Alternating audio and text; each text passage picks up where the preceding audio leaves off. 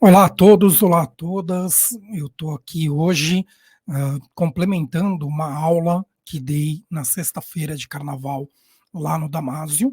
No finalzinho da aula, eu acabei me confundindo, achando que ainda tinha mais um bloco, mas na verdade já tinha acabado, já estava no último bloco.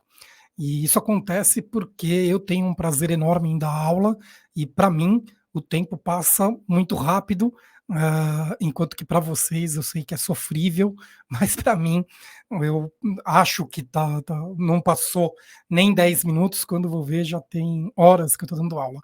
E daí, por causa disso, acabei não concluindo aquela aula, então venho aqui para concluir. Daí eu vou aproveitar, como é um material que é relevante tanto para o canal Escola de Direito quanto para o canal Sem Gravata, os dois canais que eu participo, então eu vou gravar e utilizar o material nos dois canais, certo? Então é um complemento da aula, não tem nenhum prejuízo para quem estiver chegando agora e não assistiu a aula lá no Damásio, porque dá para compreender o ponto final aqui, que é o que importa, né?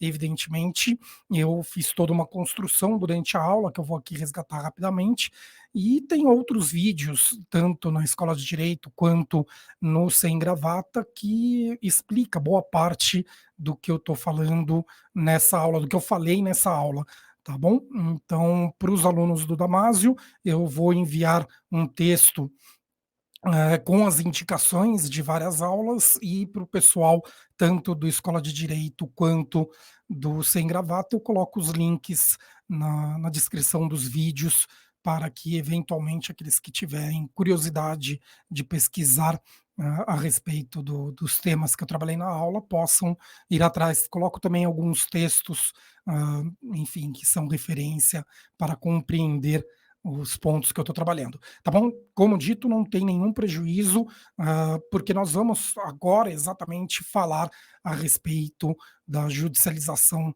da política e politização do judiciário, que é a conclusão da aula que ministrei lá. Então vamos lá para os slides. Então, a aula de judicialização da política e politização do judiciário, e aqui todos os meus dados, né? Então, quem quiser me seguir nas diversas redes sociais aí podem me seguir, e tem o meu site lá no final, tá? E durante a aula eu abordei os seguintes temas, né? A democracia e a tripartição do poder em um presidencialismo, o Estado de Direito, a democracia e o poder legislativo, a democracia e a administração pública, a supremacia da Constituição e dos direitos fundamentais, a horizontalidade dos direitos fundamentais, estrutura do sistema de controle de constitucionalidade e seus instrumentos, o devido processo legal substantivo e os métodos de ponderação, as correntes da interpretação, né, substancialistas e procedimentalistas, ativismo judicial e arbítrio judicial, lawfare e populismo judicial, judicialização de pautas políticas devidas e indevidas. Então, agora nós vamos exatamente entrar nesse último ponto aí, que é do ativismo judicial em diante, para concluir a nossa aula, que foi lá na sexta-feira de carnaval. Então, o ativismo judicial, lawfare e populismo judicial, e judicialização de pautas políticas, agora sim, né, sendo trabalhado. Primeiro, vamos lá dividir o que é cada um desses temas, né? Ativismo judicial, um bom exemplo é a decisão da Raposa Serra do Sol, né, pelo STF, em que o STF foi lá e regulamentou como que funcionaria aquela demarcação de terra indígena, né? Então, existia uma lei determinando a demarcação da terra indígena Raposa Serra do Sol, provocaram o controle de constitucionalidade para análise daquela lei, se ela era constitucional ou não, e o STF, ele olhou aquela lei e falou, olha, constitucional ela é, mas ela é deficiente aqui, porque ela não regulamenta de forma suficiente como vai funcionar essa demarcação de terra indígena. E embora ninguém tivesse pedido isso, tudo bem, eu vou lá, eu mesmo vou regulamentar e vou fazer com que essa lei ela se aplique de forma constitucional da maneira que eu, ministro do STF, imagino que deva ser.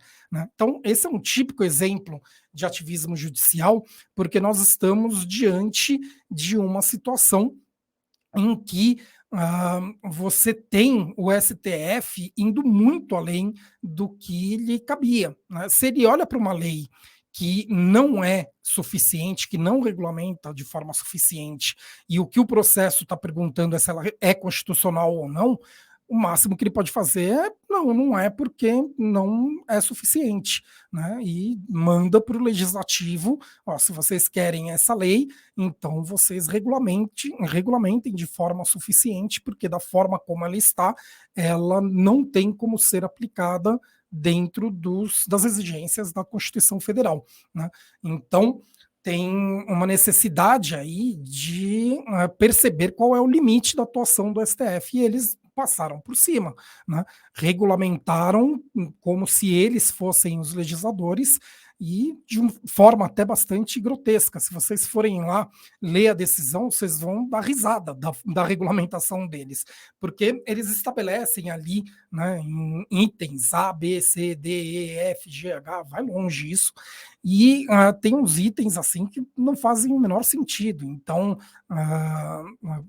colocam ali a necessidade do indígena proteger o território como sendo terra brasileira. Assim, como que você vai impor isso para o indígena?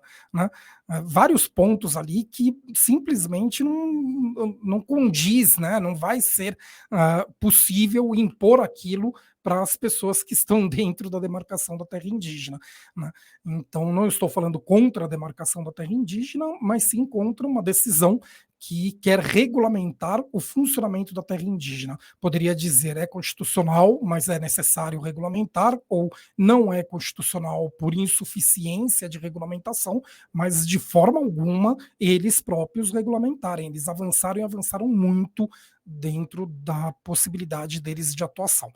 Outro exemplo clássico é a prisão em segunda instância. Né? A prisão em segunda instância, que inclusive um dos vídeos que eu vou deixar aqui o link, eu trabalho exatamente o que é o Estado de Direito, o Estado policialesco e o Estado de mera legalidade, né?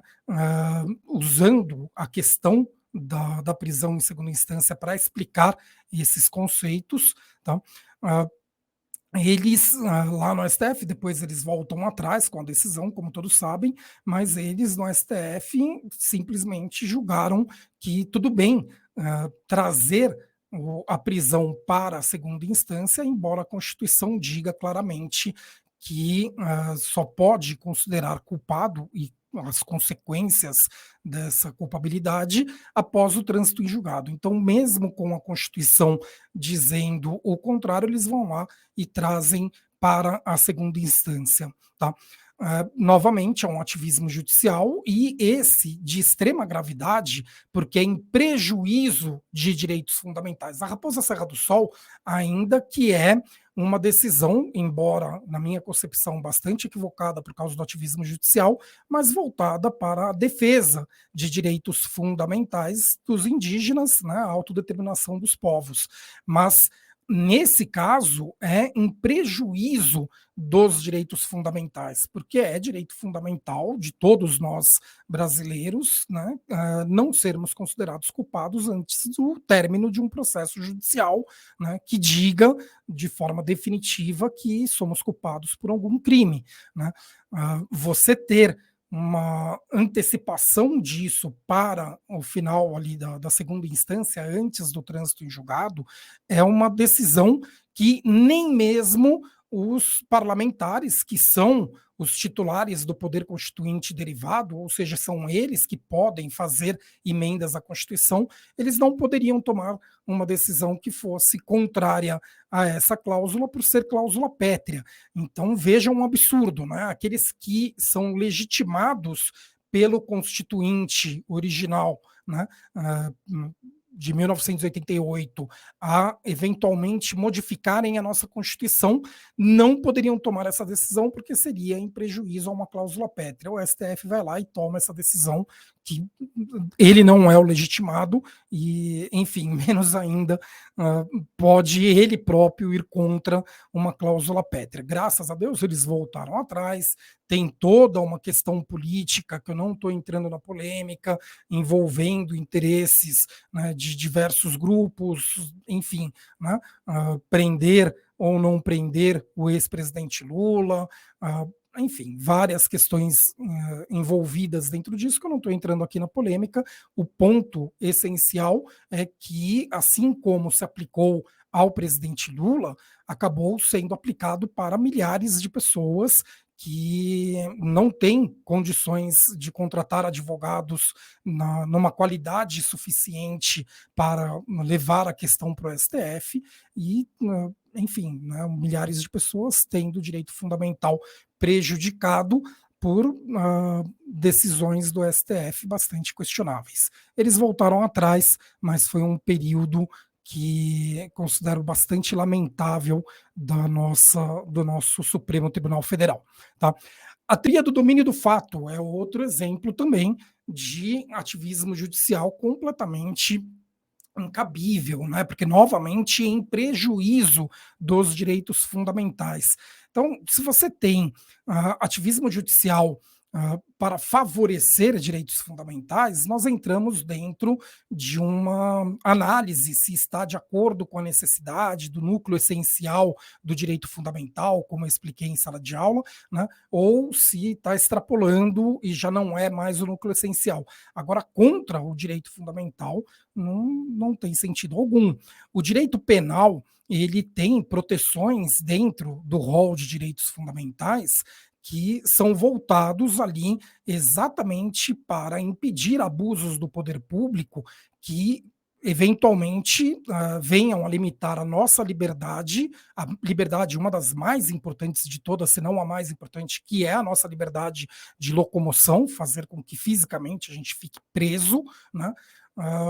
Ao seu bel prazer, ou enfim, sem um processo, o devido processo legal sendo cumprido da maneira correta. Lembrando, eu vou deixar link nos vídeos, mas lembrando que em sala de aula eu expliquei o devido processo legal como escudo da humanidade contra abusos do poder, em que ninguém pode ser privado da vida, da liberdade, da propriedade, hoje até mesmo de privilégios, senão pelos meios e motivos previamente estabelecidos pelo direito, por normas jurídicas, né? Quando você tem essa teoria do domínio do fato, o que você tem ali é uma criação de como punir uma pessoa fora da lei. Você não pode privar pessoas da liberdade, senão de acordo com o que está estabelecido por normas jurídicas. E essa teoria do domínio do fato dizia o seguinte: olha, eu não tenho nenhuma prova de que você participou disso, né? Entretanto, eu considero que é plausível, né, presumir que você tenha conhecimento, que você tenha participado, porque você sabia disso, você tinha um conhecimento inequívoco daquela situação, então, portanto, ainda que eu não tenha provas da tua participação no crime, eu te incluo junto e você vai ser condenado criminalmente pela conduta que eu não tenho provas que você cometeu. Tá? Essa teoria do domínio do fato, ela vem, salvo engano, da Alemanha, mas ela era do direito tributário, e o próprio autor da teoria do domínio do fato veio para o Brasil para falar: gente, pelo amor de Deus, vocês estão loucos, vocês vão usar essa minha teoria no processo criminal, completamente incabível, completamente fora, né, da possibilidade dentro de um Estado de Direito, né? E lembrando que né, nós estávamos ali naquela caça às bruxas, precisamos combater a corrupção e etc. E tudo bem, precisamos combater a corrupção, né? Estou até devendo um vídeo a respeito do combate à corrupção, tanto para a Escola de Direito quanto para o Sem Gravata, e em breve prometo gravar, mas combate à corrupção também é uma área técnica com toda um desenvolvimento próprio, né? E de acordo com o Estado de Direito. Você não vai combater a corrupção como se estivéssemos num estado de mera legalidade ou num estado policialesco, né, de barbárie, em que permitimos quem está no poder fazer qualquer coisa. Essa teoria do domínio do fato, ela alcança todo mundo, né? Lembrando que, por exemplo, aqui em São Paulo, nós temos no centro da cidade regiões como a Santa Ifigênia, né, a 25 de Março, e, enfim, ali os seus arredores, que são famosas por produtos baratos, né? É de se imaginar que o motivo pelo qual os preços são mais baixos é exatamente porque tem eventualmente roubo de carga, sonegação fiscal, né? Enfim, coisas erradas, né? E quando nós vamos a essa região para comprar, nós estamos indo num estabelecimento comercial que está aparentemente legalizado, regulamentado, né, que sofre fiscalização do poder público e não compete a nós, cidadãos, né, fiscalizar esses estabelecimentos. Né? Ou seja, o meu dever que realmente existe dentro desses estabelecimentos é de pedir uma nota fiscal, ponto. Né? Ele vai emitir a minha nota fiscal e ele provavelmente vai pagar tributo maior por causa do meu produto e ele acaba não pagando em outros que ele não emite a nota fiscal. Mas não cabe a mim fazer essa fiscalização, cabe ao Estado. Eu nem posso fazer essa fiscalização, eu não tenho poder para isso. Né? Nós constituímos as autoridades públicas exatamente para que eles fiscalizem e não nós. Né? Não faz sentido. Né? Pela teoria do domínio do fato, eventualmente seria possível responder a um processo criminal por ter comprado algum produto numa loja dessa, mesmo tendo pedido nota fiscal, porque presume-se que se sabe, eventualmente, as condutas ilegais que eles praticam. Né? Então, eu não estou falando a favor das condutas ilegais, né? Mas não cabe a mim fazer essa fiscalização, cabe ao poder público, e se ele não faz, eu não tenho nenhum dever de fazer, e se eu vou lá, compro e peço nota fiscal, eu estou dentro da lei, não é nem imoral, nem antiético, nada. Eu estou num estabelecimento que está regulamentado, aberto ao público, eu posso comprar e está tudo certo. Tá? E a união e o casamento homoafetivo, né? Tem bastante gente que trata a união e o casamento homoafetivo como uma decisão que teria sido fruto de um ativismo judicial, mas eu discordo e eu estou junto, né? Estão ao meu lado dois importantes personagens dentro disso. O primeiro, meu amigo, que inclusive faz parte da escola de direito também, que é o advogado Paulo Iotti, um dos maiores advogados da causa LGBTQIA+, né? E do meu ex-orientador do doutorado, o professor Elivaldo da Silva Ramos, que é o professor titular de Direito Constitucional do Largo São Francisco, que é a Faculdade de Direito da USP. Né? Ambos são contrários a essa concepção de ativismo judicial na decisão da união e do casamento homoafetivo. Tá? O professor Elival fala isso em diversas aulas dele. Ele é o autor do principal livro a respeito do ativismo judicial. Foi a tese dele de titularidade no Largo São Francisco, vencedora, né, Parâmetros Dogmáticos do Ativismo Judicial. E ele costuma falar, olha, essa decisão nada mais é do que a interpretação correta, aplicando o positivismo da forma como ele deve ser aplicado, né, e não como, infelizmente, muita gente ainda vê um positivismo que seria próprio da escola da exegese, né, uma mera leitura do texto de lei sem a percepção da finalidade da norma, de normas implícitas que decorrem do texto e etc. Né? Ele trata essa decisão como não, essa decisão está dentro de uma interpretação positivista, dentro, né, do que já está ali reconhecido pelo Estado como direito. É apenas uma interpretação correta das normas jurídicas existentes. E é a mesma defesa que o Pauliotti fez nos processos que, inclusive, foram vencedores, né, junto ali com outros grandes advogados e advogadas, quando saiu a decisão do STF reconhecendo a união homoafetiva, que logo depois se estendeu para o casamento homoafetivo. Tá?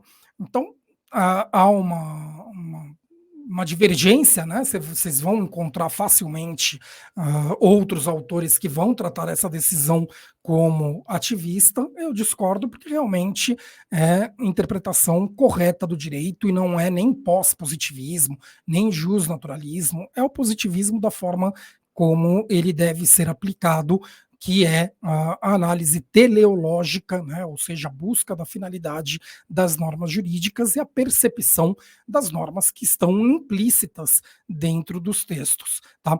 É perceber a diferença entre a norma e o dispositivo normativo. Né? Você tem um texto que é comunicado ali dentro da lei ou da Constituição, enfim, tentando te falar qual é a norma, só que nenhum texto, assim como nenhuma outra forma de comunicação, vai ser suficiente para esgotar tudo que quer comunicar. E daí você tem dentro dos dispositivos normativos diversas normas explícitas e implícitas que decorrem dele. Tá? Então, quando você tem ali na Constituição a isonomia, quando você tem o reconhecimento do casamento como uma instituição jurídica civil e afasta disso, não tem nenhuma relação, nenhuma importância, né, a questão moral e religiosa para o Estado, nem pode ter, né, o direito não funciona dessa forma.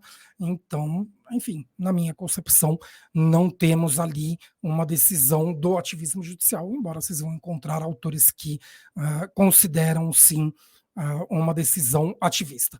E populismo judicial. Né? O populismo judicial, nós temos ali inúmeros casos de juízes constantemente dando entrevistas, e inclusive os ministros do STF, e assim, aparentando que são eles os políticos, né? Aparentando uma postura própria de políticos, né?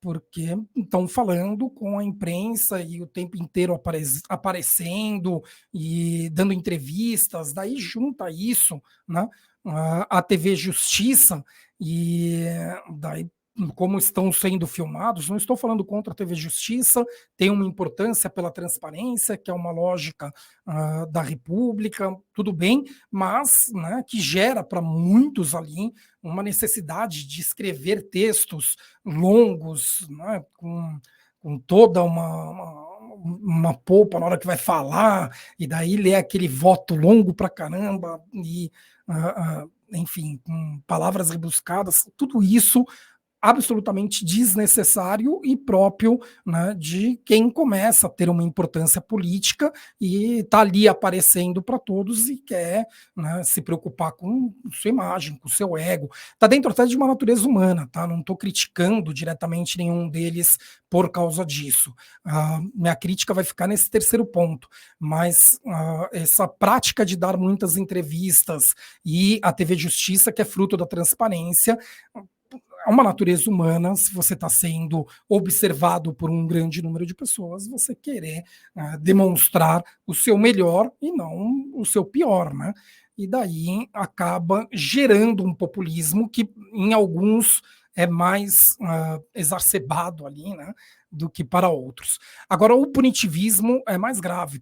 O punitivismo que vocês encontram ali, principalmente na área criminal, né? O punitivismo ele é próprio até da área criminal, mas em casos em que a imprensa está filmando, né? Em casos que você tem a população prestando atenção, uma vontade ali do judiciário de punir para atender à vontade da população leiga em ver pessoas tomando chibatadas, né?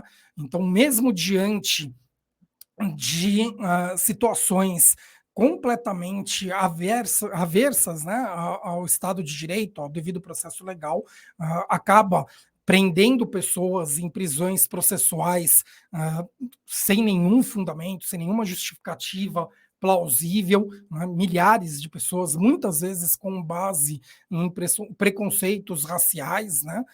Como se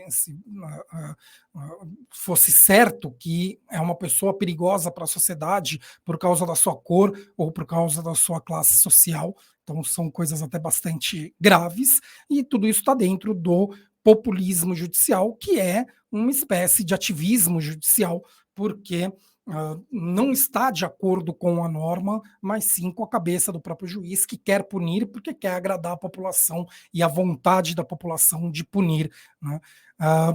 Percebam que nós, profissionais do direito, não podemos agir dessa forma, não podemos pensar dessa forma. Nós temos uma construção de conhecimento nosso, né, do direito, de todo o Estado de Direito, que já trabalhei na aula e vou deixar links aqui de vídeos em que falo a respeito, em que nós desenvolvemos um Estado exatamente para ir contra a barbárie e contra o punitivismo, né?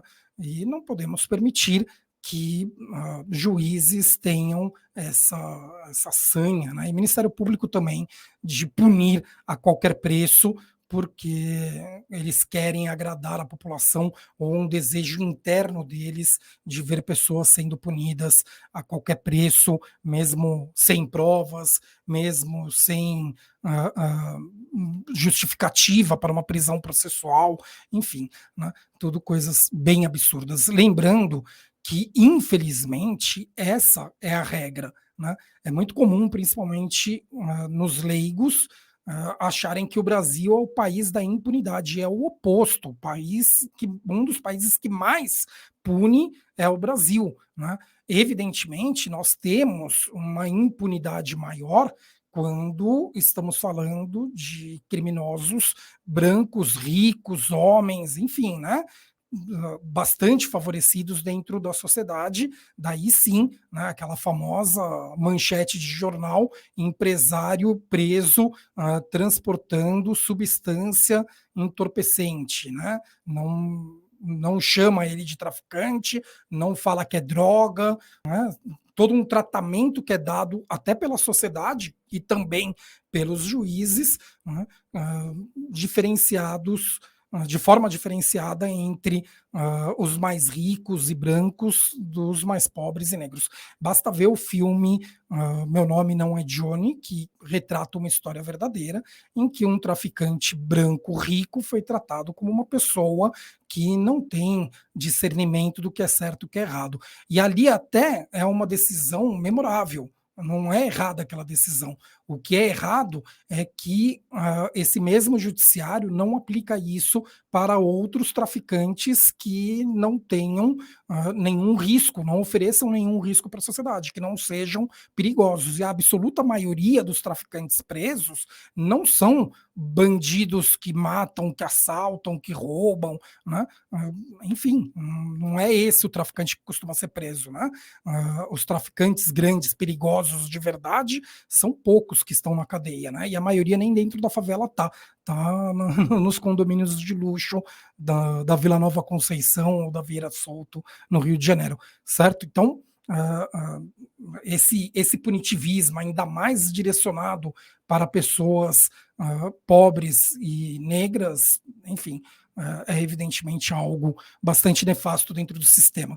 E, por último, aqui dentro desse ponto, o lawfare, né? Lawfare, que é aquela utilização do processo, né, para uma perseguição judicial, tá? Normalmente com os fins políticos, né, de prejudicar alguém politicamente, mas não necessariamente, tá? Pode ser qualquer pessoa utilizando o processo judicial, mesmo quando de acordo com seus direitos, mas tão somente para prejudicar outra pessoa, para perseguir outra pessoa, para atazanar a vida da pessoa no máximo possível. Então, o que nós temos ali é um abuso do direito, com inclusive sanções estabelecidas pelo Código de Processo Civil, né, pela litigância de má-fé, né, e pelo abuso do direito. E nós temos bons exemplos disso. Tem um vídeo do Olavo de Carvalho que circula há bastante tempo na internet, em que ele fala com todas as letras, né, que ele já sofreu muito por causa de um processo, em que no final ele ganhou o processo, mas só por ele ter respondido aquele processo, aquilo infernizou a vida dele. Daí ele orienta os seus discípulos, aqueles que lhe seguiam, né, a fazer o mesmo. Olha, então vocês precisam ser inteligentes, processem todo mundo, mesmo que você não tenha razão, né? Ou, enfim, mesmo que você não esteja realmente querendo a indenização, mas só o fato de você entrar com processo e com vários processos já faz o cara pensar duas vezes antes de falar, né? Então, percebam que a ideia é calar uma pessoa, né, através de processos em que supostamente você está se sentindo ofendido por uma fala dela ou coisa do gênero. Na verdade, a tua honra não foi atingida de maneira alguma, mas sim a tua vontade ali de calar a pessoa, de censurar, tá? Então, isso é uma perseguição judicial e pode ser feita por pessoas da sociedade, pode ser feitas pela promotoria e pode ser feitas pelo próprio judiciário, né? O próprio judiciário ele pode se utilizar de processos existentes para atazanar a vida de uma pessoa, tá? E não vou nem usar como exemplo Moro e Lula, vamos para exemplos menos polêmicos, tá? Mas se você está num município pequeno, é comum você ter o juiz com desafetos dentro desse município, né? Então ali na comarca pequenininha só tem um juiz e esse juiz ele tem alguns desafetos, né? E se não chegar a ser declarada ali a suspeição dele, ele pode realmente prejudicar muito uma pessoa com o uso dos atos processuais para fazer com que a vida daquela pessoa seja um inferno, né? Então, esse lawfare ele serve tanto para as pessoas comuns que estão entrando com processos, contratando advogados para isso, quanto para o Ministério Público, que faz uma perseguição, eventualmente por querer perseguir uma pessoa politicamente, como até mesmo por um juiz que aproveita um processo para prejudicar ao máximo uma pessoa que ele quer prejudicar por não concordar politicamente ou por ser um desafeto ou coisa do gênero. Tá?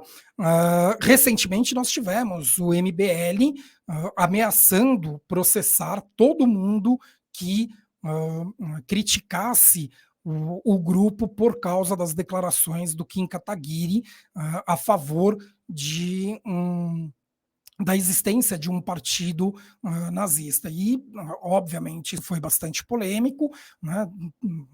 É um tema para se tratar em outros vídeos. No Sem Gravata, nós já debatemos bastante a respeito do caso, mas essa ameaça do MBL, com um vídeo gravado pelo presidente, pelo Renan, né, do MBL, ameaçando as pessoas de assédio judicial, né?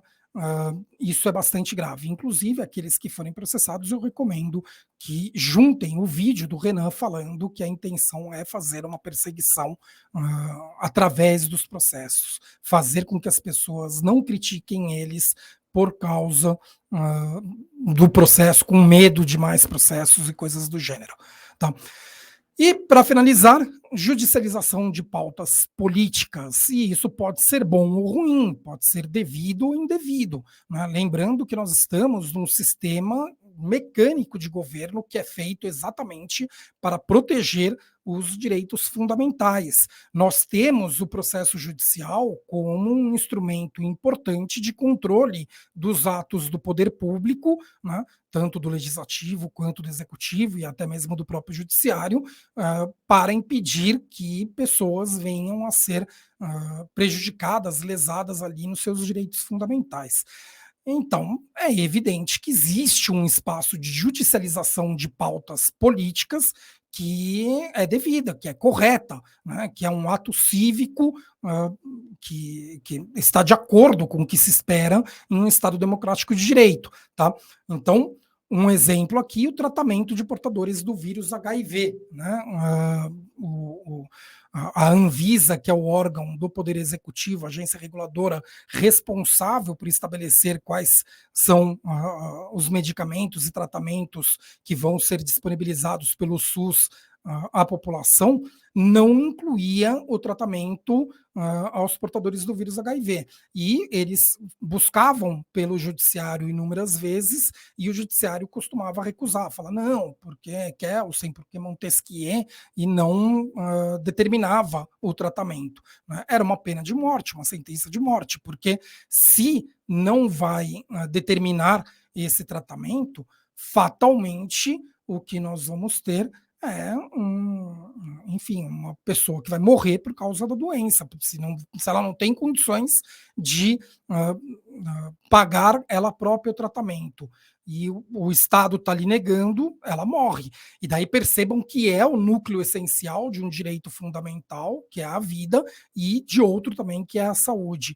Então, essa judicialização é correta e a decisão do judiciário que foi favorável ao tratamento, também considero correta. Lembrando que, eu já falei em sala de aula, o errado foi o que veio depois, né, em que o judiciário tomou gosto ali por essa possibilidade de decidir por tratamentos médicos, e daí só faltou chegar ao ponto de determinar ao poder público que pague um tratamento de unha encravada na Noruega, tratamento experimental ainda por cima.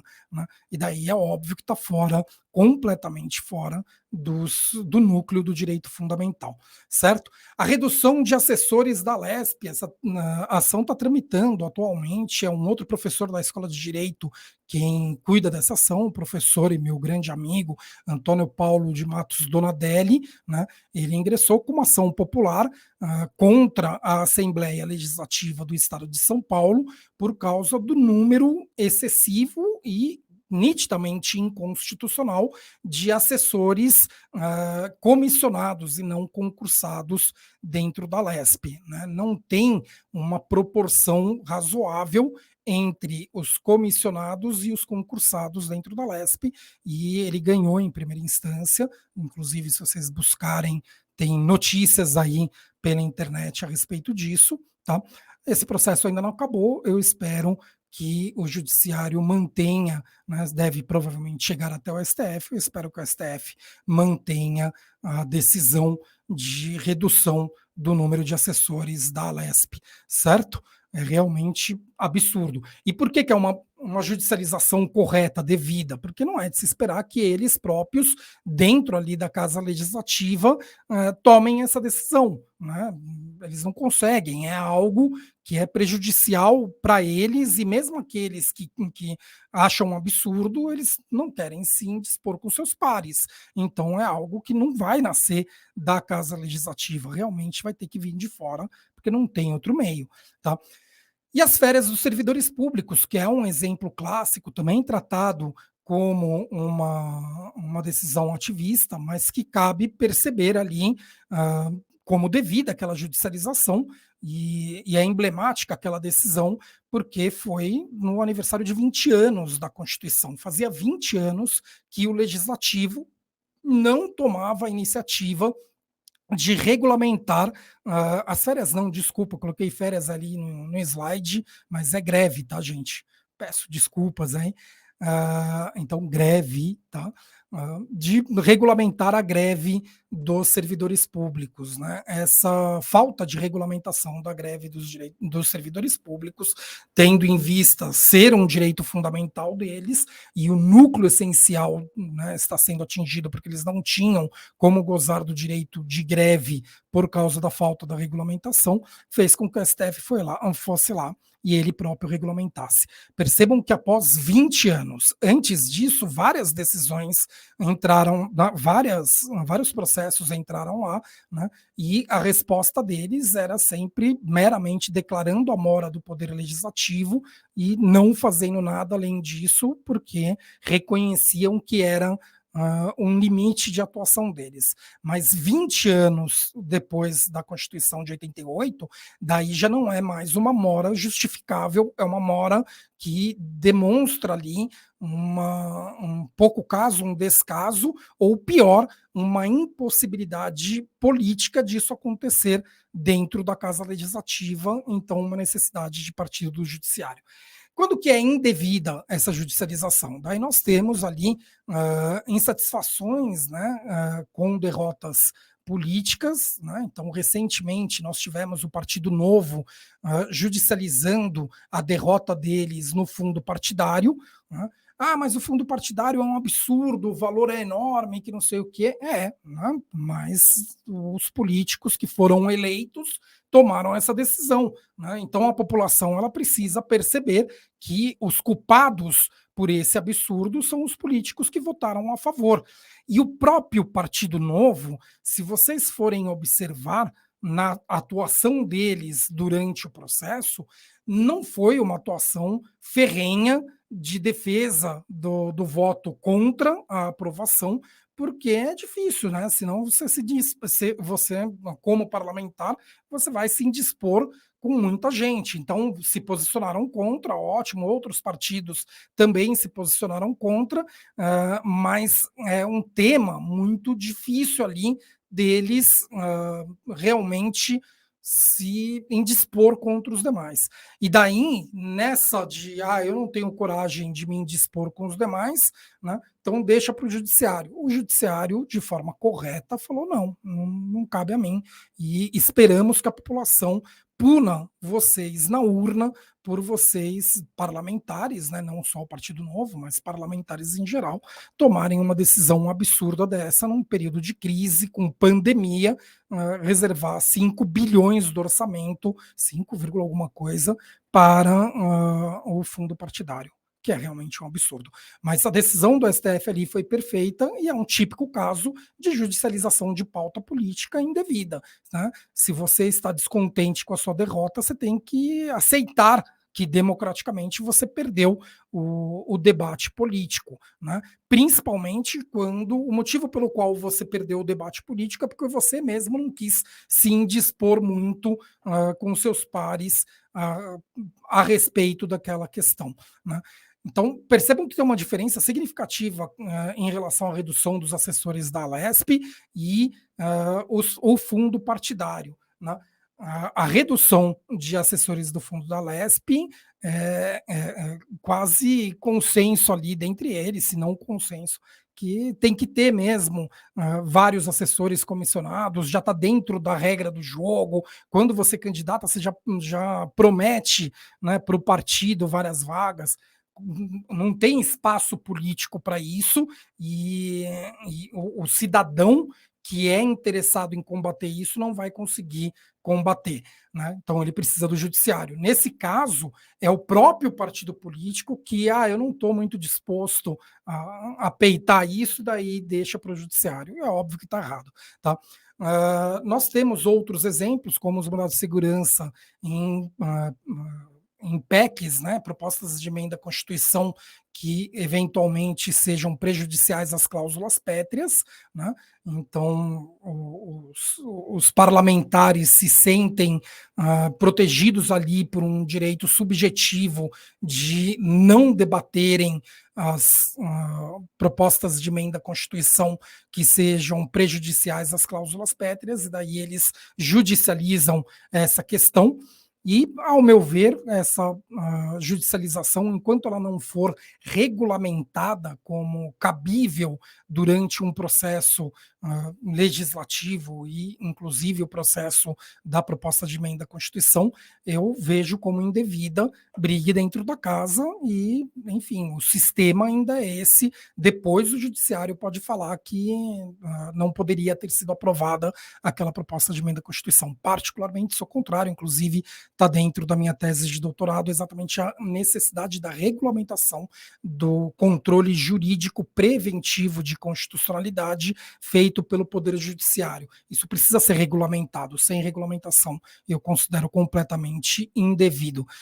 E, por fim, né, o STF se vendo como uma terceira casa legislativa. Já foram várias declarações, a primeira e talvez mais famosa foi a do Gilmar Mendes no seu discurso de posse, né, quando ele assumiu ali a posse, desculpa, da presidência, não dele como ministro, mas a posse dele na presidência, em que ele fala que o STF estava se tornando a terceira casa legislativa porque todos os processos legislativos importantes acabam no STF, né? Não importa quem é o derrotado, se direita, se esquerda, se partido A, partido B, partido C, partido D, partido grande, partido pequeno, não importa. O derrotado chama o Poder Judiciário para se manifestar a respeito daquele processo. E essa característica de terceira casa legislativa é grave, tá?